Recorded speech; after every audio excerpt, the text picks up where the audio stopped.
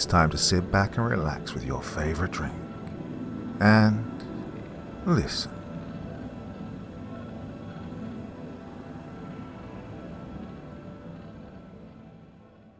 Wereholes are Asswolves.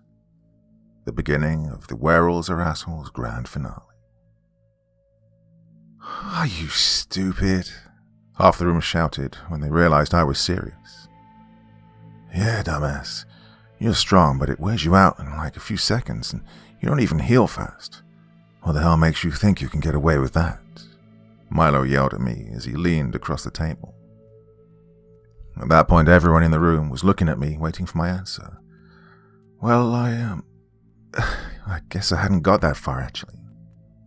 Oh, you hadn't got that far? Well, okay then. Go ahead and think it over for a second there, Xena. Milo shouted again, now leaning so far over, we were almost nose to nose. Do it. Milo does kind of have a point, Jasmine said from the other end of the kitchen table, but since Milo's nose was still nearly pressed against mine, I didn't turn to look at her. Yeah, Milo kinda has a point, he said, still way too close. A few hours later, I was still wandering around Gay Jake's house, trying to think about how to pull off what I was planning to do. There's some kind of solution I'm missing here, I know it, I thought to myself. Tegan was sitting on the ottoman flipping through an old book, a really old-looking book, which caught my attention. Hey Tegan, what is that? I asked, walking over to her. Oh, this is book my mother has given to me and Milo, she explained as she closed it and held it up for me to see. I took the book and flipped through it for a second before I started to realize what it was. Tegan, is this a book about monsters? I asked. Yes, it belonged to my mother, she answered. Does it say anything about vampires? Yes, but nothing you have not been told already, I think, she told me. What about whatever the hell's wrong with me? No, that is what I actually was looking for, but I'm afraid there is no... Hey, does anyone see Joanna? Trey interrupted. I haven't seen her all day. Milo hacked from across the room, spewing his drink everywhere. What the hell's wrong with you? I asked him as he coughed. What do you know? Nothing, he answered nervously, still choking a little. Bullshit. I can tell when you're lying. What the hell's been going on between you two? I asked again, but he didn't answer. He just sat there looking nervous as me, Trey and Tegan kept staring at him until he finally broke. Oh, look, she wouldn't listen, okay? He shouted suddenly. She wouldn't listen to what? Trey questioned. Milo, what have you been hiding? I interrogated. Oh, fuck. Here goes, I heard him sigh to himself. She asked me to turn her into a werewolf. You could have heard a fly fart in that room for about 30 seconds after that. It was just a ringing silence as everyone in the room stood there, eyes wide, mouth open, trying to process what he'd said. Then he finally continued. Well, when you and Tegan were in Alabama, she came to me and she said, well, she had something to ask me, but I had to promise not to tell anyone. So I did, but then she asked me to make her a werewolf. I didn't even ask why. She told me that she knew what had to happen to be one, but I had to explain to her that it's more complicated than that, and that even if I could, it'd be wrong. She wasn't happy about any of it. She got mad. She thought I was lying to her, and it just kind of escalated from there. Once he was done, everyone slowly turned to look at Trey, nervously waiting for his reaction. I was half expecting him to call Milo a liar, but he didn't, surprisingly enough. Okay, so why can't I find her now? He asked Milo. Well, I honestly don't have a clue, Milo answered, shrugging his shoulders at the question. Oh, great. We're about to fight a small army of vampires. Now my sketchy girlfriend wants to go on sabbatical, Trey shouted. What the hell's going on here? Gay Jake yelled, coming in to see what was going on. Are you all fighting? Oh, shit, he shouted. almost tripping over Hep's metal tripod as it scurried in front of him. "Are y'all fighting again?" he asked, scooting the thing out of his way with his foot before it scuttled off in the direction of the front door. "What is that critter up to now?" "Oh, you're not going to believe this, but Joanna," I started to say, but I was cut off by the doorbell ringing. Who the fuck? We all stood in silence, trying to figure out who it could be.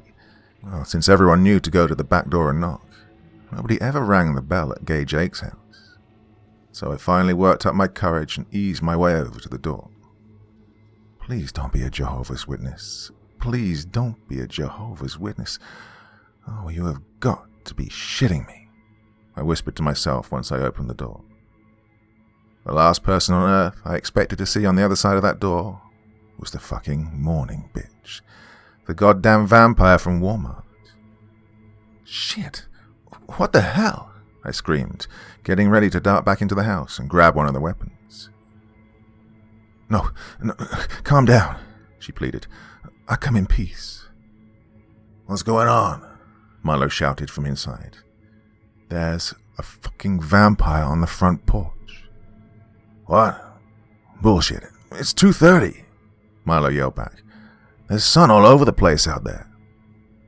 "Okay, well, I'm looking right at the goddamn thing," I screamed back, keeping my eyes on her the whole time. "How do you keep showing up in the middle of the day?" "Sunblock, sweetie. Lots of sunblock. Now, can we talk?" she answered.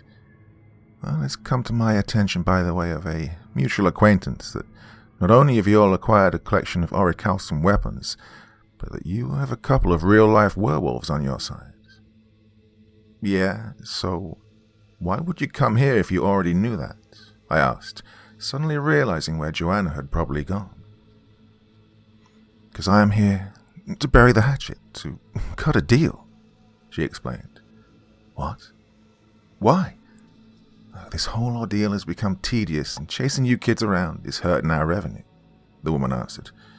"You bunch have all become taxing." "I mean, why would we? I mean, you guys killed Dex," I screamed, getting ready to go for the weapons again, noticing the tripod thing had now positioned itself between the woman and everyone else. "Correction. One of us killed him. And then you killed that guy, right?" Look, that's not..." "Same thing. How do you figure?"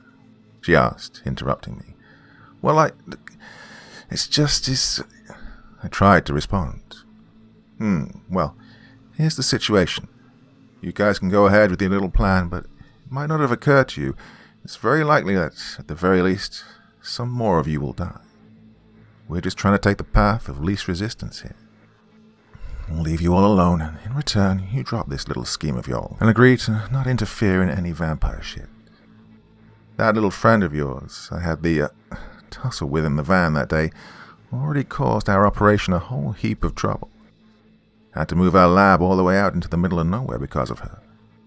But word is she ain't around right now, so you might want to take our offer to heart. I'll have to ask everyone... Hey, is that you, Margaret? Oh my God, if that's you, please help. Mark's voice begged from the garage. I take it that's Mark I hear back there. It's going to be hard to explain that once everything is said and done, if you don't take the deal, sweetheart. We can keep him quiet about this whole misunderstanding, but if you insist on keeping this hissy fit of yours going, well, think about it, the lady said. I'm gonna go hold a powwow and talk this over with everyone. Just, I don't know. Wait here, I told her, closing the door behind me as I walked back inside. Okay, so, here's the deal. I'm going to take this mace and go beat her to death with it, I told them, picking up the club and getting ready to march back outside. No, half of them shouted, trying to grab a hold of me. Holy hell, she's strong. Grab her legs before she does something stupid, Gay Jake screamed, both arms wrapped around my neck, trying to drag me down. What the hell's going on down there? Jasmine and Leslie asked on their way down the stairs. So, after a few seconds of summing up the situation for them, The group was now trying to hold me and Leslie down. And after a few minutes of that, everything calmed down and conversation ensued. Hey, I really think you guys should consider it, Milo finally said. No, that wasn't the original plan, but she's right. We've already lost someone, and even with me and Tegan at full wolf, I'm starting to think we can't guarantee you'll all make it out in one piece. This might be the lesser of two evils. By then, it was me and Leslie on one side and everyone else on the other. It was safe to say it was because we'd both been holding on to the idea of bashing in as many vampire heads as possible, and neither of us wanted to admit that they were making a lot of sense at the time. All I'm saying is that this seems like the best chance for the rest of you guys coming out alive, he added.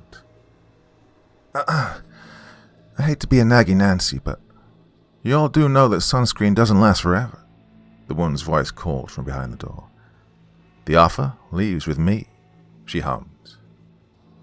Oh, God, I fucking hate her, I sighed to myself. One goddamn second. I screamed back at her before running my hands through my hair, trying to concentrate. Oh, fuck it. Fine, I yelled, storming off towards the garage, causing Mark to squeal like a kindergartner as I slammed the door open. Oh, Christ, what do you want now? Get up, I told him, snatching the bike lock off the post and yanking him off the ground by the back of his shirt. Move. Here, take him and fuck off, I said to the lady, shoving Mark out onto the front porch. Good to hear that you've all come to your senses, the lady said, wrapping her arm around Mark and leading him away. I didn't tell him a thing, I heard Mark say as he left. Bullshit. He told us everything we wanted to know, I shouted after them. God, I don't trust that bitch as far as I can throw her, I said to everyone as soon as the door closed behind me. Look, I get it that it isn't sitting well, but it really is the best option right now, Milo told me when he saw the pissy look on my face. So, if that's really it, what do we do now? I asked. So I guess I'm single now, right? We all turned to look at Trey. What? He asked. I'm just saying. My girlfriend kind of sold us out, so I don't think it's going to work out. We all stood there in total silence for a while, trying to process this unexpected turn of events. Then Jasmine finally broke the quiet when she said, Is everything just supposed to go back to normal now? Well, can it? I mean, I guess this is kind of normal for Milo and Tegan, but what about us? She asked. Yeah, that's a good point, Gay Jake said. I mean, we still don't even know what kind of ghoul you are now, he said, gesturing my way. Hey, did you just call me a ghoul? Well, he is right, though, Leslie interrupted. We do still need to figure out exactly what's going on with you. I, might have an idea, Milo said, taking out his phone and making a call.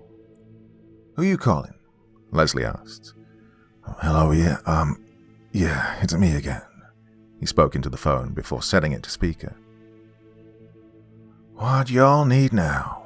Hep's voice asked. Yeah, it's me, I said, speaking into the receiver. Oh, hey, he suddenly shouted. Haven't eaten anyone yet, have you? No, but actually, I think we were wondering if you might be able to send us in the direction of someone who might be able to help us figure this out, Milo answered for me. There was a long silence on the other end, but then he finally spoke. I'm probably going to get my ass chewed out for telling you all this, but I think I can help. There's a fella out at California ways who knows all about the sciencey stuff to do with the supernatural. I make some special tools and instruments for his research every now and then, so I'm going to give you his address. So, we're going to have to go all the way to California? I asked. Oh, fine. God, you know, kids complain a lot. Call that number I gave you all last time and tell him I told you to call again and tell him I said to give you directions to the nearest entrance and passage. So, he gave us the place to go and we wrote it down. But when it was time to make the next call, everyone got real quiet for some reason. What's wrong? I asked when I noticed. Okay, whatever, I said, dialing the number Milo had given me and setting it to speaker. Worst hotel. What the hell do you want? Oh, shit, it would be him again, Milo mumbled to himself. He's the guy that told us how to help you out when you were all crazy and stuff, he whispered to me. He's a dick. Hey, Leslie, it's us again. Shit, we heard him say from the other end. Then we heard another voice in the distance. Is that them? The voice shouted. Give me that. Hello? Yeah, sorry. I was hoping we'd hear from you guys again. You see, Leslie here isn't exactly qualified to give the advice on the subject you were asking about, and we were starting to think you might have gotten into a worse situation because of it. We wanted to call you back as soon as we found out, but the call log got deleted and we lost your number. We're really sorry. Oh, my name's Travis, by the way. How can we help?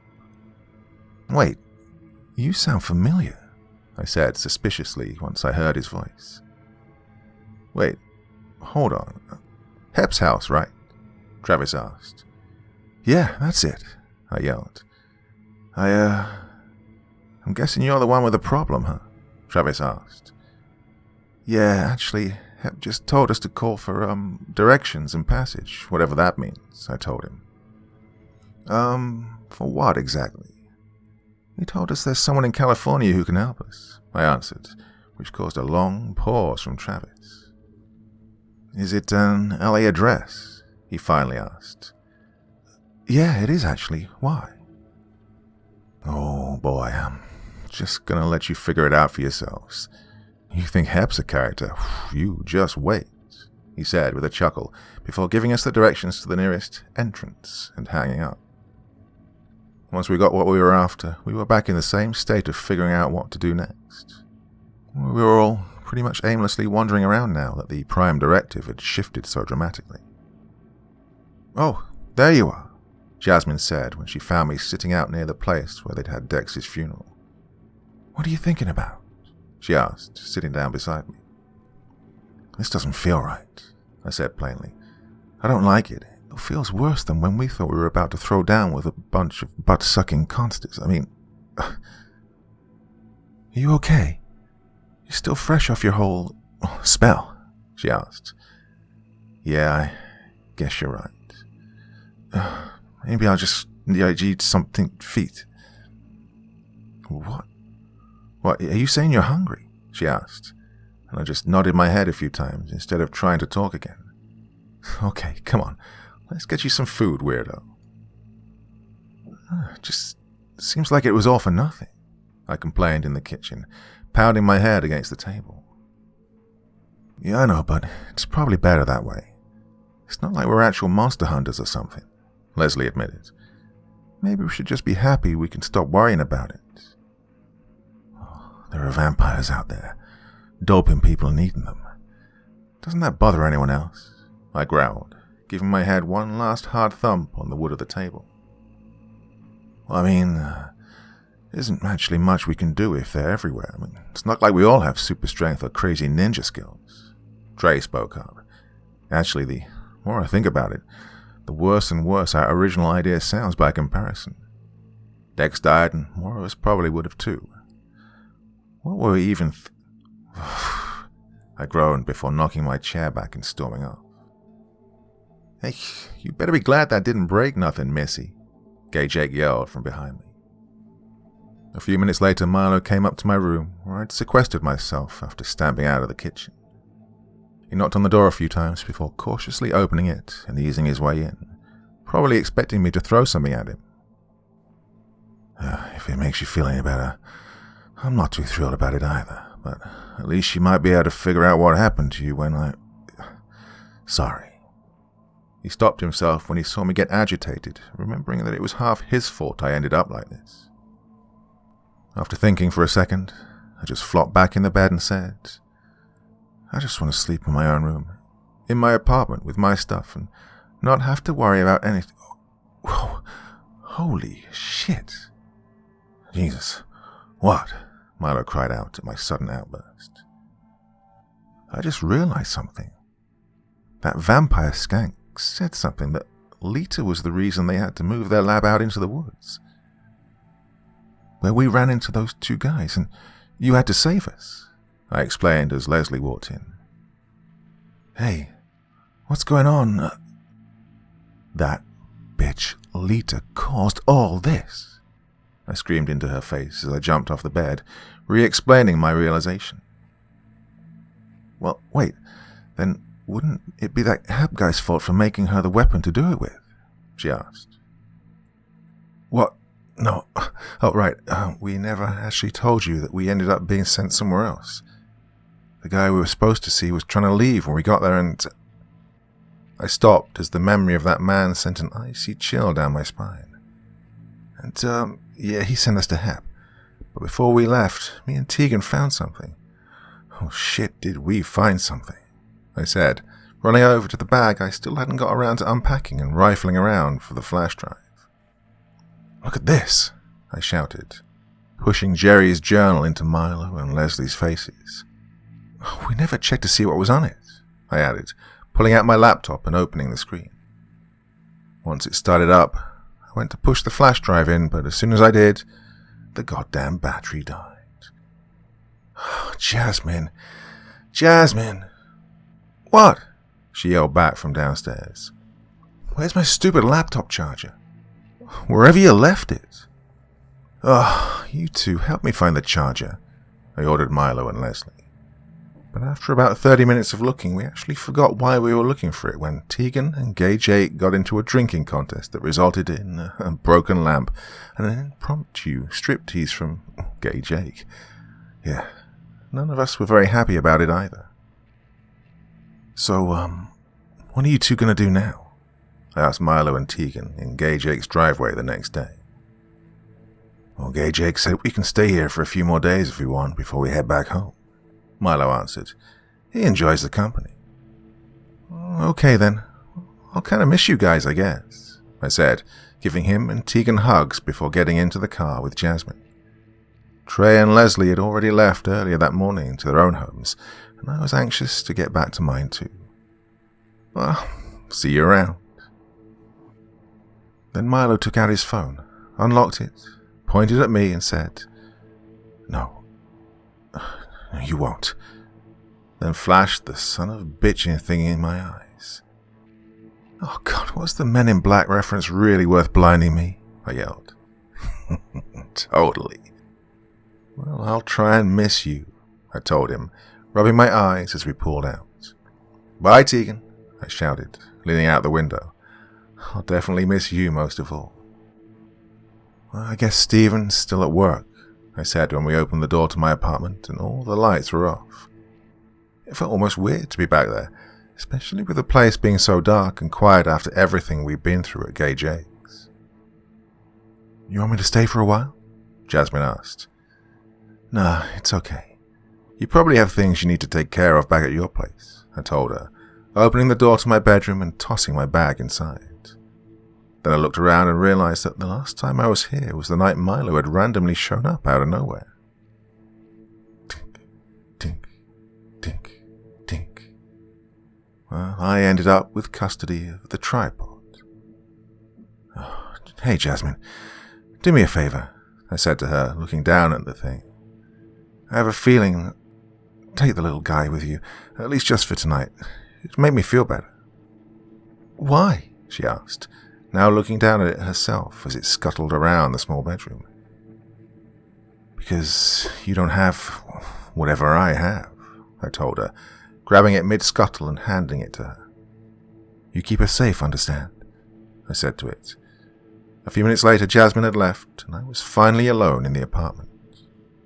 A couple of days later, as I laid on my bed gazing up at the ceiling, I'd finally started to feel like things were actually settling down for real, when I heard the front door open as Stephen walked in. Oh, hey, you're finally back. Where were you? My words were cut short by a loud pop and a sharp pain in my chest. Hey, what was the... I tried to say as my vision faded away. I woke up with a splitting headache and my hands bound behind my back. The next thing I noticed was I was sitting in a chair. Panicking, I looked around the apartment trying to figure out what was happening. "Stephen, what the actual fuck?" I screamed. "Jesus, I forgot how loud you are," he said, jamming a sock into my mouth mid-yowl. I started to gag when I realized by the crusty texture what kind of sock it was, but I couldn't spit it out no matter how hard I tried. She should be here soon, so I guess I have time to fill in some blanks for you. Short answer. They made me a deal. I'll sell you out. They give me eternal youth and immortality. And, well, I kinda hate you, so it wasn't really a hard decision. Now don't look at me like that. You can't think that you aren't one of the most unbearable people on earth. With your stupid movie references and your shitty thrift store clothes and your "I was pimped out as a minor by my adult girlfriend" sob story. Boo-hoo. Other people have problems too. You're loud and mean and selfish, and you always get your way, and you wouldn't go out with... Just fuck you, he shouted in my face after stopping himself. Doesn't matter anyway. The lady's gonna be here before too long. She gave me this tranquilizer gun and a bunch of cuffs and said to make sure you're alive when she gets it, he explained as he tossed the gun on the couch. That's 4 sets of real handcuffs, he said when he noticed me trying to break free. Well, by then he was standing between the window and me when it started to slide open and a figure crawled through. Sounds like she's here, Stephen said with a crooked smirk. But it disappeared when he saw my look of terror switch to a muffled, ear-to-ear smile. What the fuck are you so happy about? He tried to ask as he turned to see the 7-foot-tall monster rise off the floor to tower over him. The Margaret lady's horrified head in its hand like a ghoulish basketball. Oh, my God, Stephen wheezed as Milo loomed over his lanky, trembling frame, a vicious snarl running across his snout. Then suddenly Milo reached out and wrapped his other hand around Stephen's neck before he even had time to scream, and began to squeeze until his body went limp. Once Stephen was out cold, Milo leaned down and used one of his claws to scratch the floorboards. I had a feeling too. Well, there goes the deposit, I thought to myself before remembering what was in my mouth, and began to panic, mumbling violently and desperately trying to get Milo to get it out before he did anything else. Oh God, handcuffs now. Now. I need to get up, I'm about to fucking... too late. I tried to warn him before I threw up all over the floor in front of me, my hand still fastened to the chair behind my back. Water, please, I pleaded to him. So he dropped the severed head on the floor and awkwardly fumbled through the cabinets for a cup, his claws accidentally knocking things around, making it even harder for him. But finally he got some water in one of the larger cups and ran it back over to me in the chair before attempting to carefully pour it into my mouth. Oh, thanks, I told him after, swishing it around for a few seconds and spitting it out onto the pukey floor. That was almost the grossest thing that's ever happened to me, I said through my heavy breathing. Can you help me out of these without tearing my arms off? I asked him, rattling the chains of the cuffs. Then he walked behind me and, after looking for a few seconds, carefully reached down and slowly broke each chain apart one by one until my hands were loose.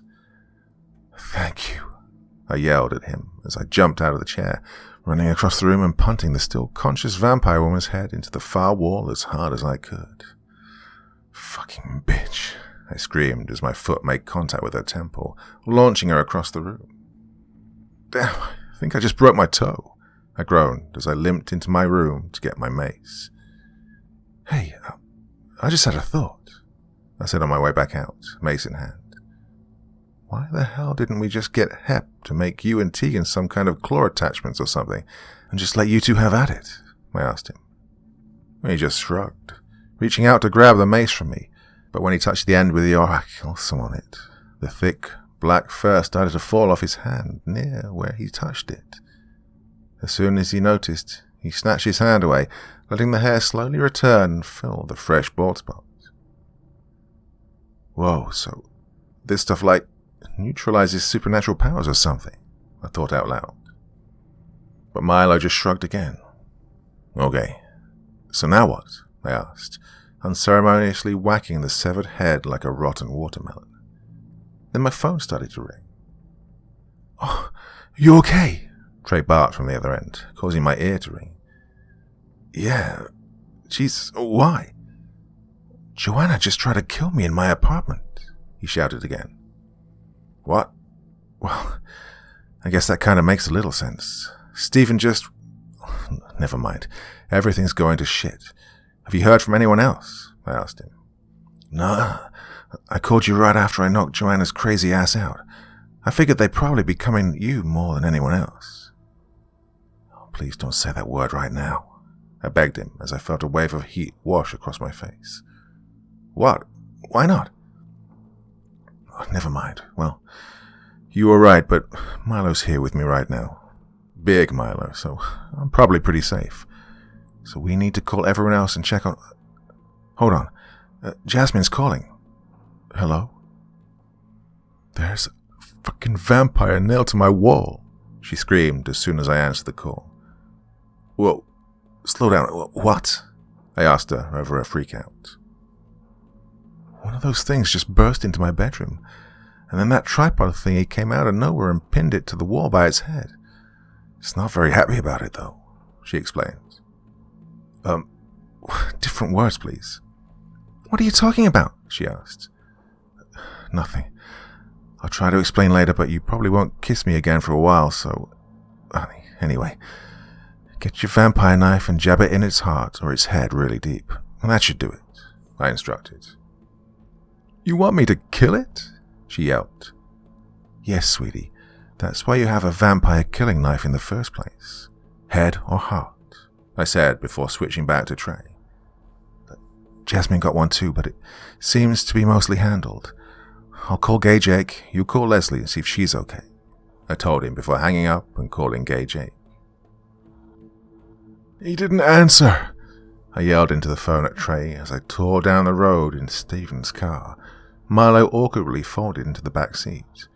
Oh God, oh God, oh God, I chanted to myself as my heart pounded into my chest, thinking about what I might find at his house when I got there. Milo, what the hell am I looking at? I asked as we sat in the car at the end of the driveway. The lights illuminated the scene in front of us. After a few seconds, I was pretty sure we were looking at Gay Jake, sitting crisscross on the pavement of his driveway, eating a bowl of what I assumed was SpaghettiOs next to his Wrangler that was parked on top of a violently struggling vampire's body. Vampire. Got it, Jake said through a mouthful of SpaghettiOs, pointing at the chaos with his spoon. Fucker came running up on me as I was taking the trash out. Please, not that word, I mumbled, almost dry heaving. Oh, looks like Milo got to you in time, he said, seeing him clumsily wiggling himself out at the back of the car.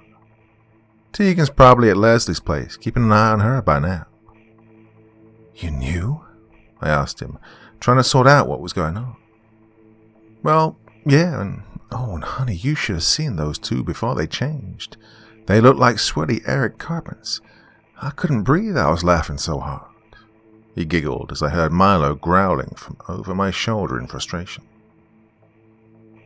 God, every time I think I'm out, they pull me back in, I mumbled to myself, thinking about how we hadn't even been away for 3 days before we were already back at Gay Jake's house. Well, Milo said he figured out they might try to wait a few days and let you think that they really were going to let everything slide like they said that they were, then get you when you'd had your guard down. He didn't see the double betrayal coming, though, he explained. Oh, God. Other word, I gagged. Oh, sweetie. He didn't. Oh, that's just awful, Gay Jake said after I explained why my stomach was turning flips. Are you okay? I kind of wish he just killed me, I said, a hint of nausea in my voice. Got his ass in the trunk, though.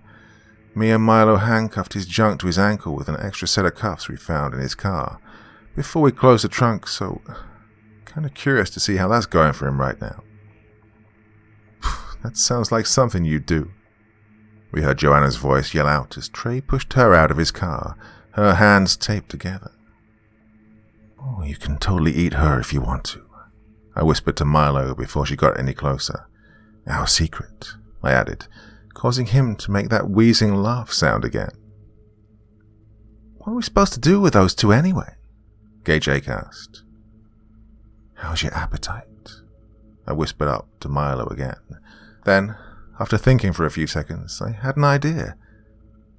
Pulling out the knife Hep gave me, I walked over to the trapped vampire struggling under Gay Jake's car.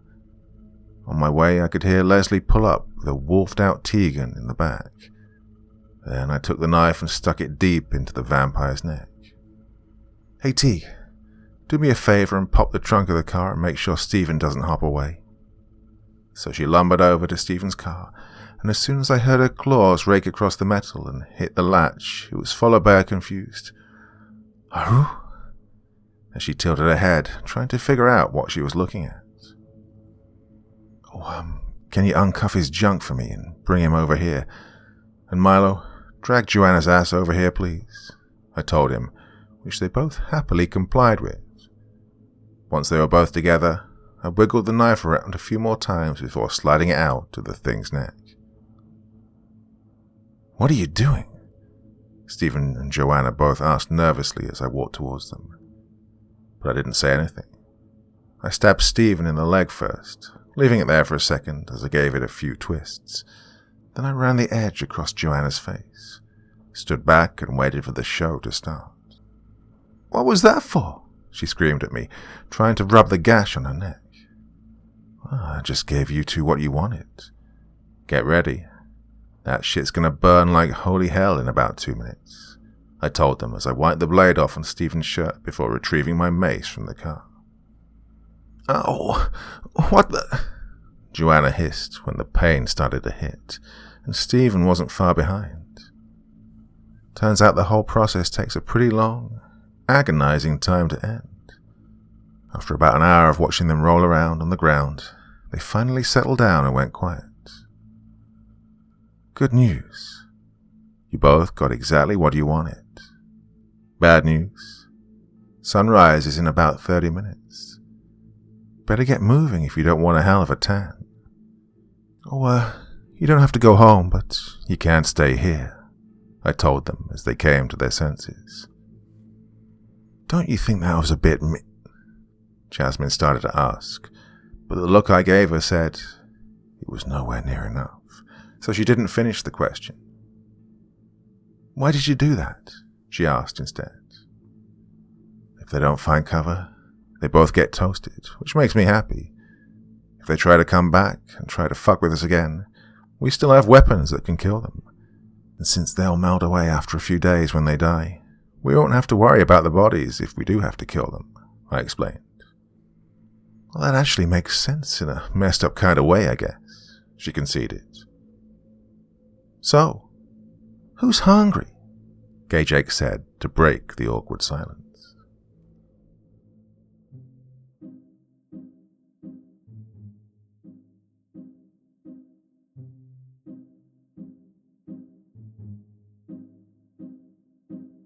So as you can probably tell from the title of this episode, we're getting a little bit closer towards the end. Now, I did promise you several episodes, and more are to come very, very soon. Couldn't quite get it all done for this evening, but I won't be leaving it too long until we're back again. The next part is called The House of Revelations, and we are getting very close to winding things up. So, hope you enjoyed this one, and that you'll again join me very soon. Back again. When is it? What day is it? Monday, isn't it? Maybe I'll have something for you tomorrow night. Who knows? But until next time, very, very sweet dreams, and bye-bye.